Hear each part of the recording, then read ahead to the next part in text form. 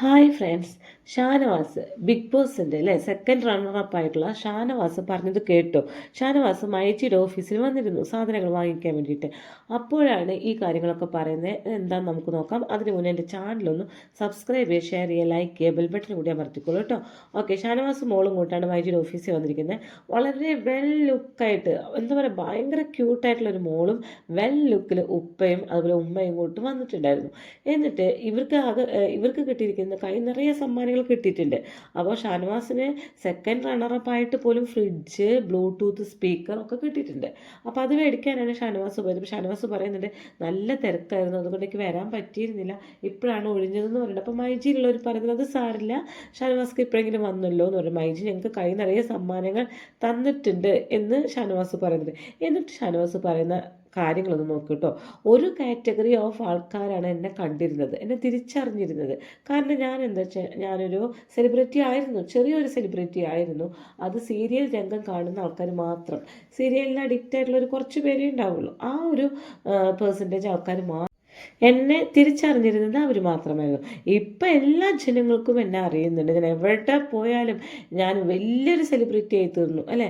ഇപ്പോൾ 10 മടങ്ങ് റെസ്പോൺസാണ് എനിക്ക് കിട്ടിക്കൊണ്ടിരിക്കുന്നത്, ഒരുപാട് സമ്മാനങ്ങളാണ് കിട്ടിക്കൊണ്ടിരിക്കുന്നത്. ഈ ബിഗ് ബോസ് എന്ന് പറഞ്ഞ സംഭവം ഹ്യൂജ് ഓഡിയൻസ് ആണ് കാണുന്നത്. അത് പല തരക്കാരും ഉണ്ടെന്ന് പറയുന്നത് കേട്ടോ. ഒരു കാറ്റഗറി മാത്രമല്ല, സീരിയലാകുമ്പോൾ ഒരു കാറ്റഗറി മാത്രമാണ്. പക്ഷെ ബിഗ് ബോസ് ഒരുപാട് ഹ്യൂജ് ഓഡിയൻസ് വാച്ച് ചെയ്യുന്നുണ്ട്. കുട്ടികൾ വരെ ഞാൻ പോകുമ്പോൾ ഷാനവാസ്ക എന്ന് വിളിച്ച് ആ സ്നേഹം പങ്കിടുന്നത് കാണുമ്പോൾ എനിക്ക് ഭയങ്കര സന്തോഷം തോന്നുന്നുണ്ടെന്ന് പറഞ്ഞു. അപ്പോൾ അയാൾ പറയുന്നത്, ഷാനവാസ്ക നല്ല സെലിബ്രിറ്റി തന്നെയായിരുന്നു.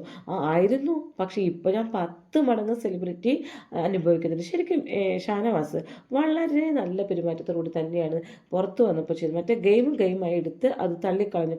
ഒരാളെക്കുറിച്ച് ഗോസിപ്പ് പറയാൻ ഒന്നിരിക്കില്ല, സ്വന്തം കാര്യം നോക്കി ആ ഫെയിം എൻജോയ് ചെയ്തുകൊണ്ട് നടക്കുകയാണ് സ്വന്തം ഭാര്യയ്ക്കും മക്കൾക്കും ഒപ്പം. ശരിക്കും അങ്ങനെ തന്നെയാണ് ചെയ്യേണ്ടത്. ആ ഫെയിം കിട്ടിക്കഴിഞ്ഞാൽ അത് എൻജോയ് ചെയ്യുക, കുറച്ച് കാലം അത് കിട്ടത്തുള്ളൂ. അതുകൊണ്ട് ഒരാളെക്കുറിച്ച് അങ്ങോട്ട് ചെളിവാരി എറിയാനോ ഇങ്ങോട്ട് ചെളിവാരി എറിയാനോ കുറേ പ്രശ്നങ്ങൾ ഉണ്ടാക്കാനോ കുറേ കോൺട്രവേഴ്സി ഉണ്ടാക്കാനോ ഒന്നും ഷാനവാസ് പോകുന്നില്ല. ആ ഒരു ഡിഗ്നിറ്റി, അന്തസ്സ് മാനിച്ചുകൊണ്ട് തന്നെ പറയട്ടെ, ഷാനവാസ് ഗെയിമായിട്ട് തന്നെ എടുത്തു. പിന്നെ പുറത്തിറങ്ങിയപ്പോൾ ആൾ വളരെ നല്ല ഡീസൻറ്റ് മനുഷ്യൻ. പിന്നെ അനീഷുമായിട്ടുള്ള ഫ്രണ്ട്ഷിപ്പ് ഇപ്പോഴും അവർ തുടരുന്നുണ്ട്, ഡെയിലി അവർ വിളിക്കുന്നുണ്ട്. അനീഷും പറഞ്ഞത് എന്താണ്, ഷാനവാസിൻ്റെ ഫ്രണ്ട്ഷിപ്പ് ഞാൻ ഒരിക്കലും വിട്ട് കളയില്ല, എനിക്ക് ആജീവനാന്തം വേണ്ട ഒരു ഫ്രണ്ട്ഷിപ്പ് തന്നെയാണെന്ന് പറഞ്ഞു. ഷാനവാസും അത് തന്നെയാണ് പറയുന്നത്. എനിക്ക് അനീഷിനെ ഭയങ്കര ഇഷ്ടമാണ്, ഞങ്ങൾ ഇടയ്ക്കിടയ്ക്ക് കാണുന്നുണ്ട്.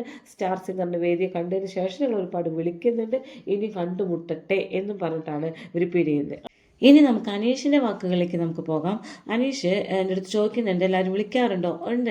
അവസാന കാലഘട്ടമായപ്പോൾ എല്ലാവർക്കും എന്നോട് നല്ല സ്നേഹമായിരുന്നു, അതുകൊണ്ട് തന്നെ എല്ലാവരും എന്നെയായിട്ട് കോൺടാക്റ്റ് ചെയ്യുന്നുണ്ട്, എല്ലാവരും കണ്ടുമുട്ടുന്നുണ്ട്, ഇടയ്ക്കിടയ്ക്ക് കണ്ടുമുട്ടുന്നുണ്ട് എന്നൊക്കെ പറയുന്നുണ്ട്. അപ്പോൾ എല്ലാവർക്കും അറിയേണ്ടത്, അനുമോളെ കണ്ടുമുട്ടാറുണ്ടോ? ഉണ്ടല്ലോ.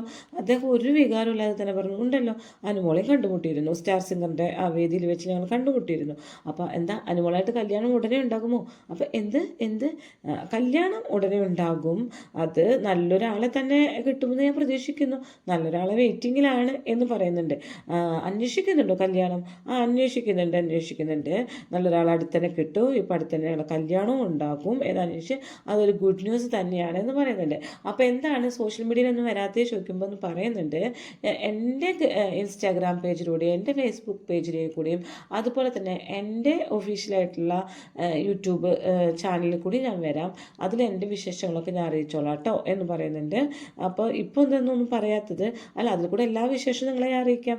അതുപോലെ തന്നെ ഷാനവാസ് ഫേക്ക് ഫ്രണ്ട്ഷിപ്പ് ആയിരുന്നില്ല, ഞങ്ങൾ തമ്മിൽ നല്ല ജെന്യുവൻ ഫ്രണ്ട്ഷിപ്പ് തന്നെയാണ്. പിന്നെ ഷാനവാസിൻ്റെ ഫാമിലികളൊക്കെ വരാത്തതും വന്നതും ഒന്നും ഞങ്ങളത് സോഷ്യൽ മീഡിയയിൽ കൂടെ ആഘോഷിക്കില്ല. ഫാമിലീസ് അങ്ങോട്ടും ഇങ്ങോട്ടും പോകണമെങ്കിൽ ഞങ്ങൾ പോയിട്ടുമുണ്ട്, പക്ഷേ അത് ഞങ്ങൾ സോഷ്യൽ മീഡിയയിൽ അറിയിക്കുകയില്ല, അത് ഞങ്ങൾ തമ്മിൽ പേഴ്സണൽ ആയിട്ടുള്ള ബന്ധമാണ് എന്ന് പറയുന്നുണ്ട് കേട്ടോ. ആരെക്കുറിച്ച് ചോദിച്ചാലും അനീഷിന് ആൻസർ ഉണ്ട്, ആരെയും നോ എന്നൊരു ആൻസർ ഇല്ല കേട്ടോ. ഓക്കെ, നെക്സ്റ്റ് അപ്പോൾ ഒനിയൻ്റെ അടുത്ത് ഇതേ വാക്കുകളൊക്കെ ചോദിക്കുന്നുണ്ട്. എന്താണ് നമ്മുടെ സോഷ്യൽ മീഡിയയിൽ അധികം സജീവമാവാത്തേ എന്ന് ഒനിയലിനോട് ചോദിക്കുമ്പോൾ, അനീഷ് ഇറങ്ങിയിട്ടല്ലേ ഉള്ളൂ, ഞങ്ങളൊക്കെ ഇറങ്ങിയിട്ട് കുറേ കാലങ്ങളായിട്ടുണ്ട്. അനീഷൊക്കെ ഇറങ്ങിയിട്ട് ഇത്രയല്ലേ ആയിട്ടുള്ളൂ. അപ്പോൾ ഒന്ന് മനസ്സൊക്കെ ഒന്ന് ഇണങ്ങി വരാൻ ഇത്തിരി സമയം എടുക്കും. ഞങ്ങളും അങ്ങനെയൊക്കെ തന്നെയായിരുന്നു. ഇപ്പം ഞങ്ങൾക്ക് അത്യാവശ്യം മനസ്സൊക്കെ ഇണങ്ങി കുറേ കാലമൊക്കെ ആയിട്ടുണ്ടല്ലോ. അനീഷിന് ആ മാനസികാവസ്ഥ ശരിയായിട്ടില്ല. അതൊക്കെ ശരിയാകുമ്പോൾ ആൾ നല്ല ബുദ്ധിയുള്ള ആളാണ്. അതുകൊണ്ട് തന്നെ മാനസികാവസ്ഥ ശരിയാകുമ്പോൾ സോഷ്യൽ മീഡിയയിൽ അദ്ദേഹം ആക്റ്റീവ് ആവും എന്ന് പറയുന്നത് അനീഷിനെ നമുക്കറിയാമല്ലോ, അനീഷിൻ്റെ ക്യാരക്ടർ നമുക്കറിയാമല്ലോ എന്നൊക്കെ പറഞ്ഞ് ഒനിയിൽ എല്ലാത്തിനും അവിടെ ഇവിടെയും തൊടാത്തൊരു ആൻസറാണ് ഒനിയിൽ കൊടുത്തുകൊണ്ടിരിക്കുന്നത്. Okay, thank U.